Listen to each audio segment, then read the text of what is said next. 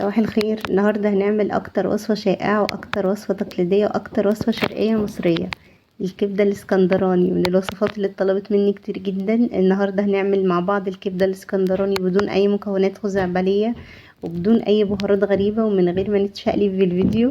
هنعملها النهاردة مع بعض بطريقة بسيطة جدا وانا متأكدة انكم هتعتمدوها دايما. بس قبل ما ابدا الفيديو، لو اول مره تشوفوني، انا اسمي اسماء. لو عجبكم الفيديو ما تنسوش تشتركوا في القناه ولايك وشير وفعلوا الجرس عشان توصلكم اشعارات بكل وصفاتي. تنسوش تحطوا تطبيقاتكم على الجروب بتاعي على الفيسبوك. يلا بينا نبدا. معايا اول حاجه هنا كيلو من الكبده البلدي. اهم حاجه تكون من مكان كويس. بصوا، انا ما بغسلش الكبده طبعا، هي الكبده ما بتتغسلش. بنبدا كده نحطها على البلانشه ونقطعها بشكل طولي، شرايح بشكل طولي كده زي ما انتوا شايفين. وهنا كمان كان الجزار